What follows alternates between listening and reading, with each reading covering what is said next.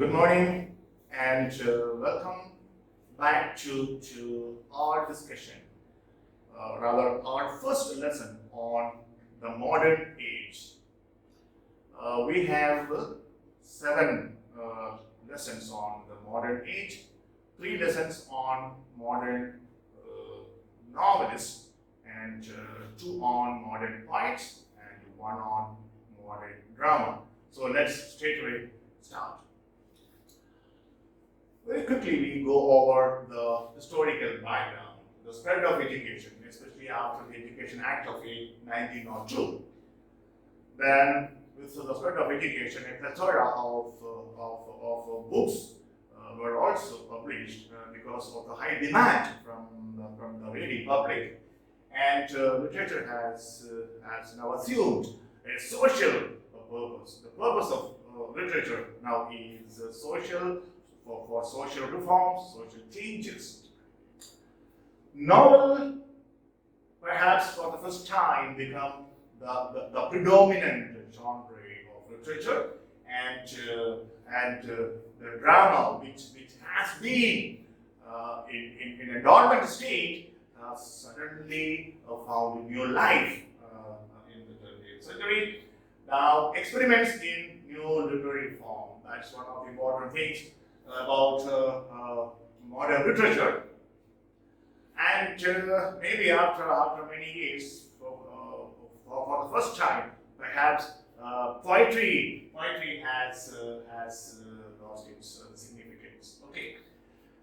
Now, what is modernism? Here, whatever I have written in red letters, okay, and underlined, they are the most important thing.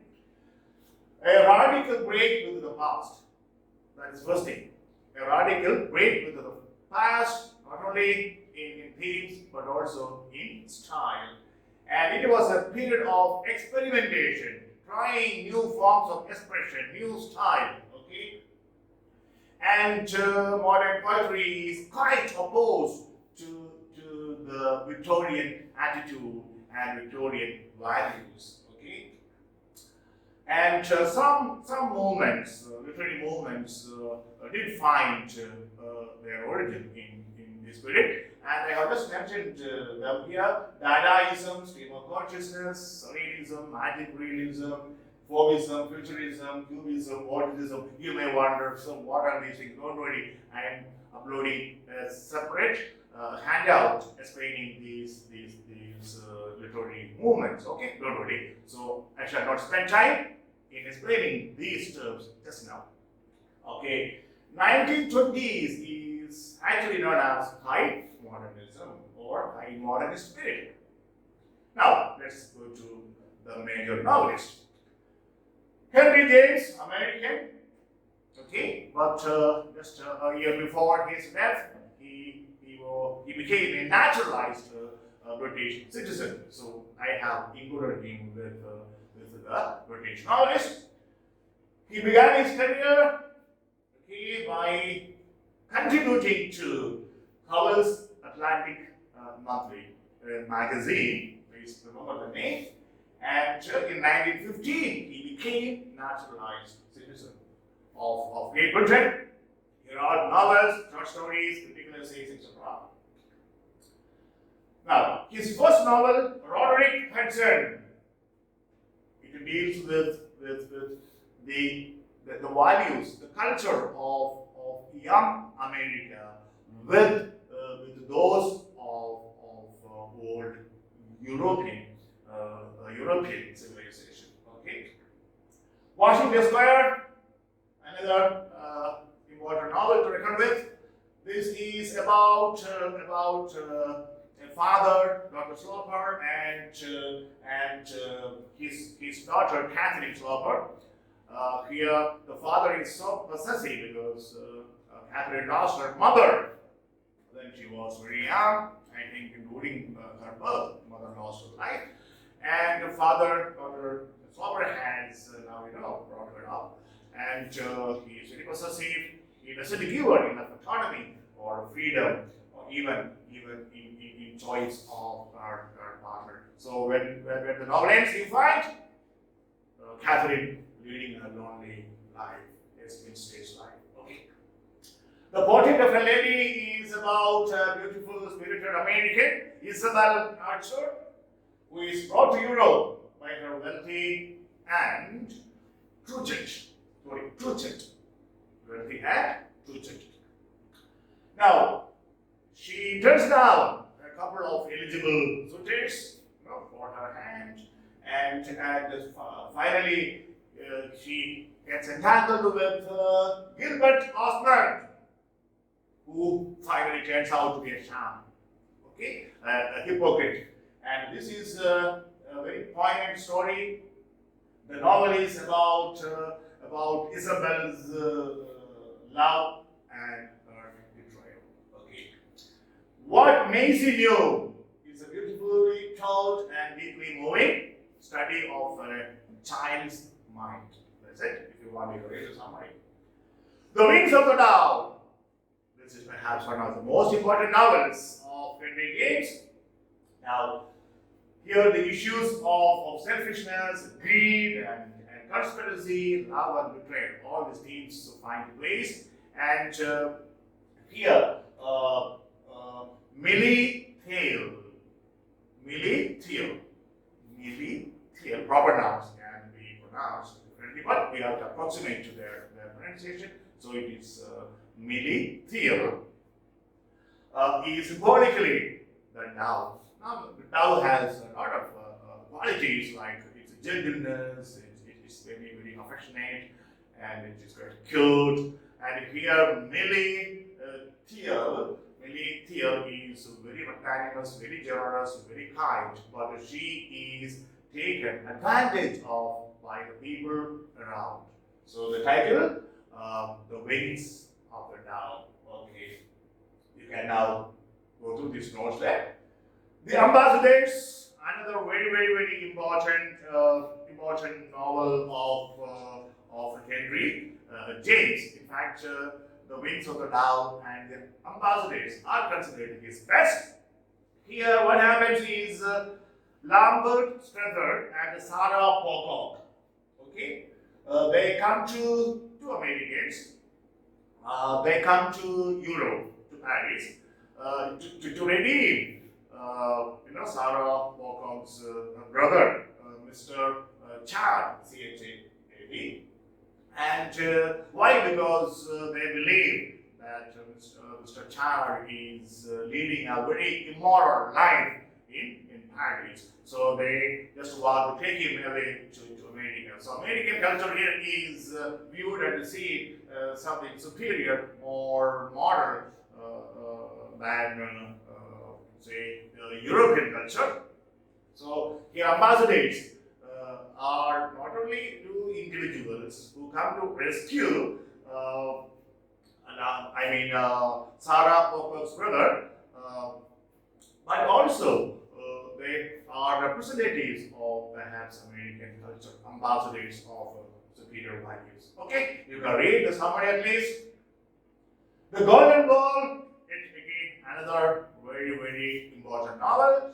Here we have its title taken from the Bible, from the book of the Ecclesiastes, chapter 12, verses 6 to 8, just for your information. This is the last novel of Henry James, remember that? And this is considered his crowning achievement. Therefore, the characters of this novel you must become familiar with. Who are they? Now, let's just look at some of the important characters here. We have Adam Verwer. Adam Verwer, V-E-R-W-E-R, and his daughter Maggie, who are wealthy Americans now in London, doing some artwork, collecting some art credits.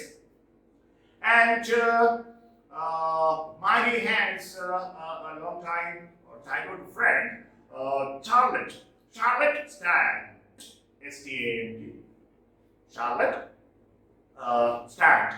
And while in London, Maggie gets engaged to the Italian prince Amerigo, who is in a very reduced situation. financially. And Maggie agrees to marry him, and without actually realizing that America has had a long affair with her longtime friend, Charlotte. Okay, now the marriage takes place, and in the meantime, Maggie's father, Adam Werber, a widower, marries Charlotte. So now you see the situation, all the four are under the same roof, and an illicit affair continues between Amerigo and Charlotte. And one day, Maggie discovers it, but she doesn't explode. Very diplomatically, she manages the situation and somehow convinces her father, Adam, to leave London with his wife, Charlotte, to leave for the US. And this is how she redeems the situation. But there is disloyalty, there is adultery, all sorts of things happening in this novel. Okay. These are the major characters you must remember. Okay. Adam Werber and Charlotte and Maggie Werber and Amerigo. Okay. This was filmed and directed by James Ivory. Not the point, and not before Americans, but definitely for your net. Remember, for net exams, you have lots of things like matching author, book, and chronology. These things you must be very careful with. Other writings, among them, the best short story you must remember is The Turn of the Screw, and his critical essay, The Art of Fiction. Remember these two here, okay? Now we come to Joseph Conrad, a Polish-born British novelist, and he is regarded as one of the greatest novelists of the 20th century, and he indeed is quite pessimistic, opposite of optimistic. Okay, Almay's Folly. This is the first novel of Conrad, and Conrad was in real life a sailor. He spent most of his time, his life, I think, on the sea. So almost all the novels of Conrad deal with life at the sea. Okay, now this is about Caspar Almer and in the jungle in Malaya, and his relationship with his mixed heritage daughter Nina. Okay, an outcast of the islands again, like Almay's Folly.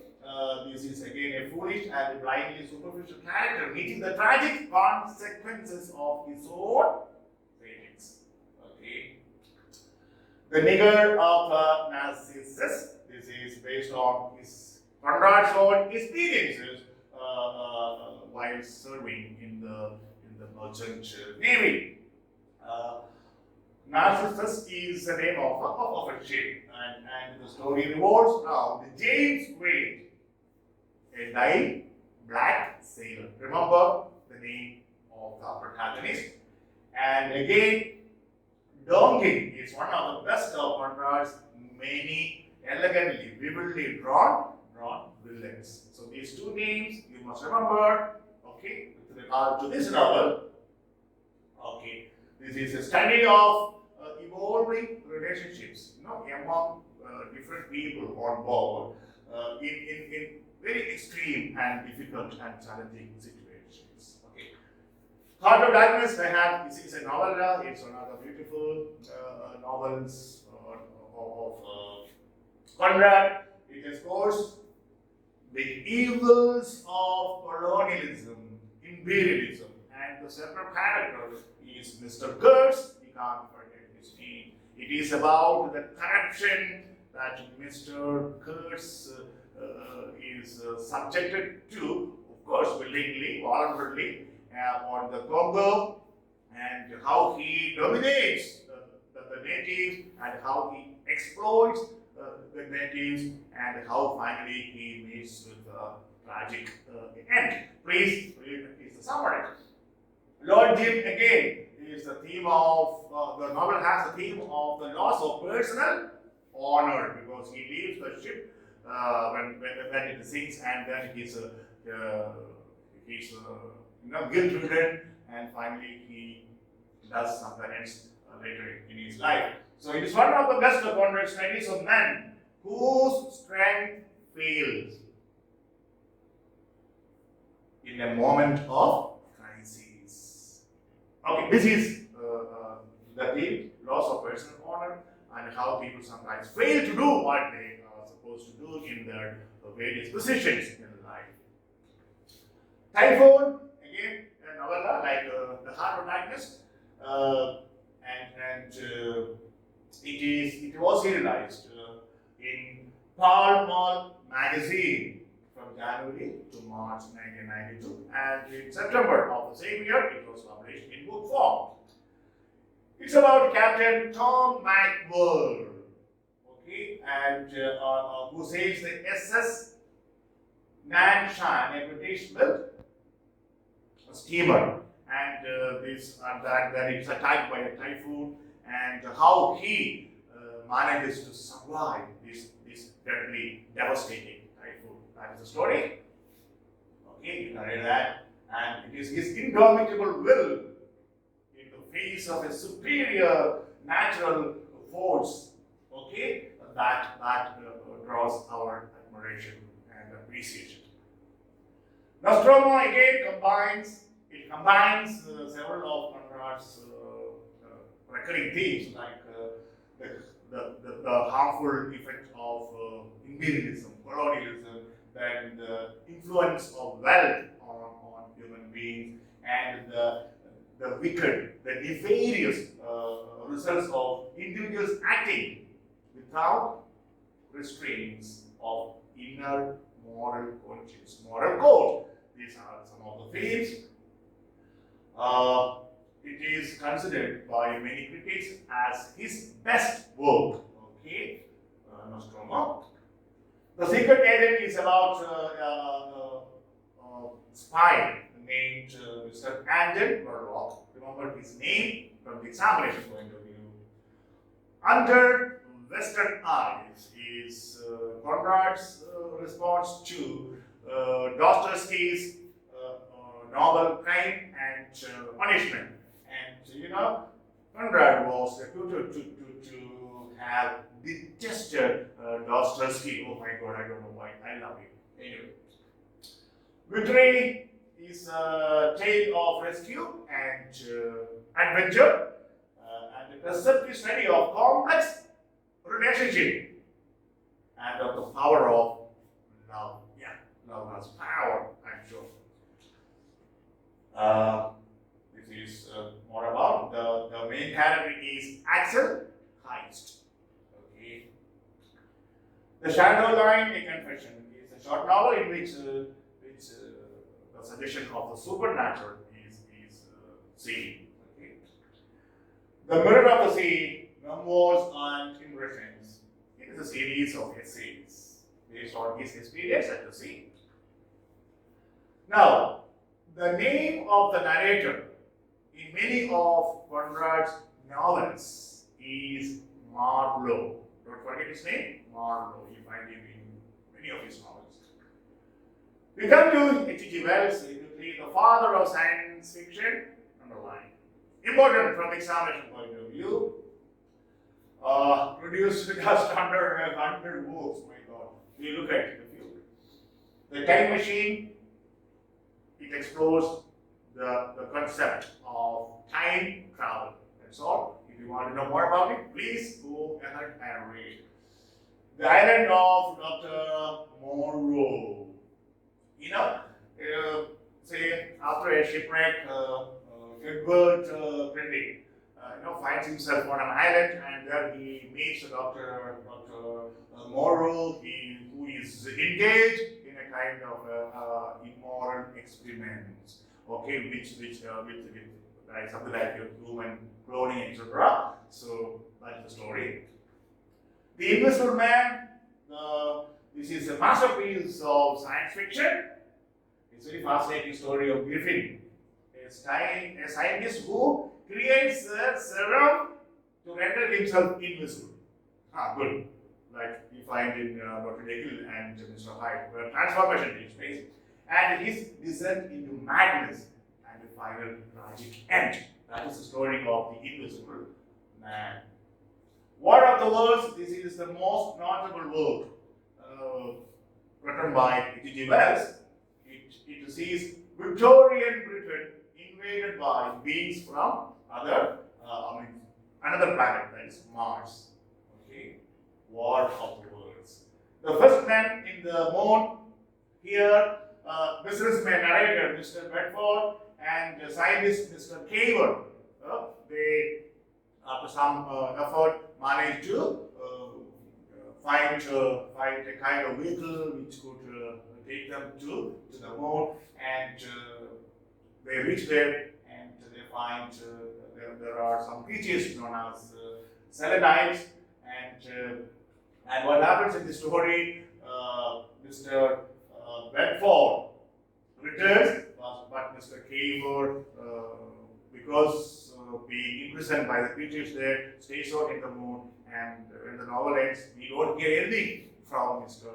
Caver. Anyway, this is a good science fiction. You please read and enjoy. The Foot of the Gods again.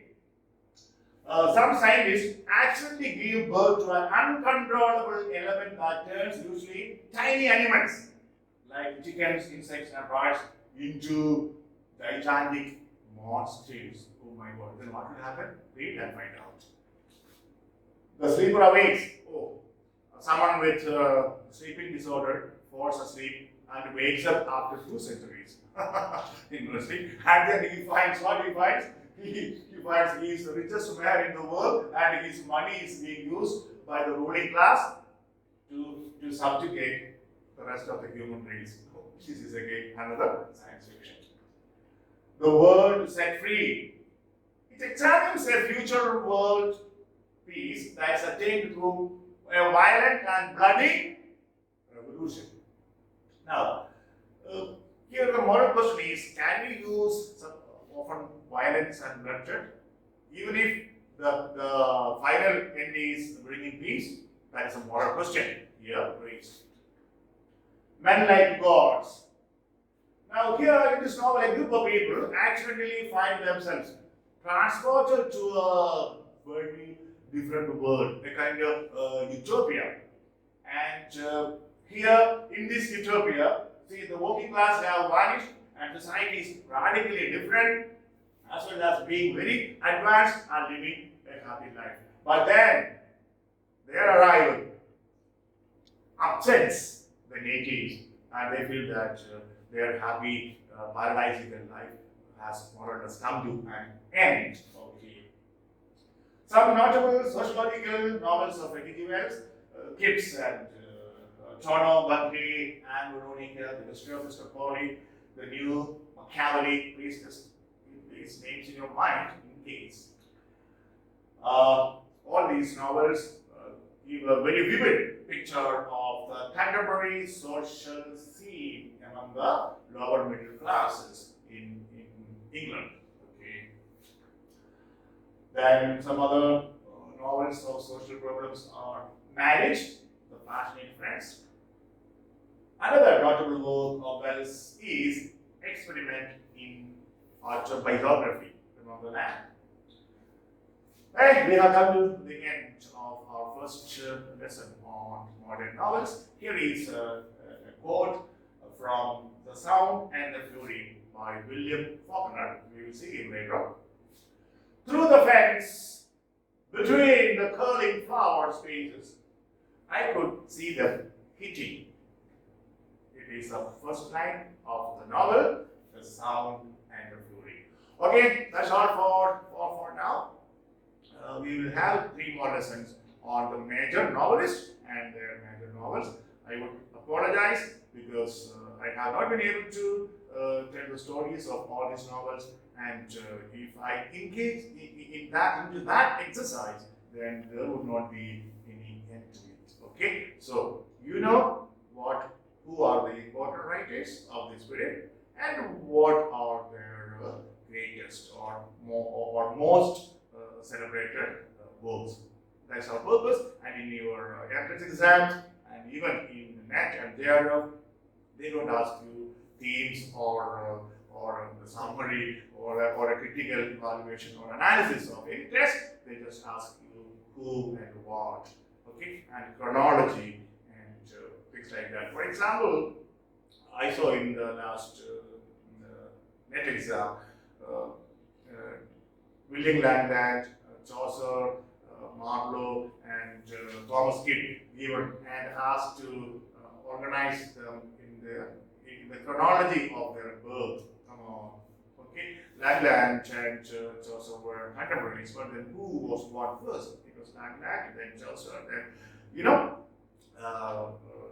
Kidd, and then Christopher Marlowe. This way, so you have to be very careful. That's why in my notes I have mentioned the dates, and after every writer in bracket, I give the period of time they lived, and in bracket I have given whenever I mention a novel or a poem or a play in which year it was published. Okay, keep in mind those things; they are very important. All the best then. Till we meet for the next lesson. Stay happy, be healthy. All the best then. Bye.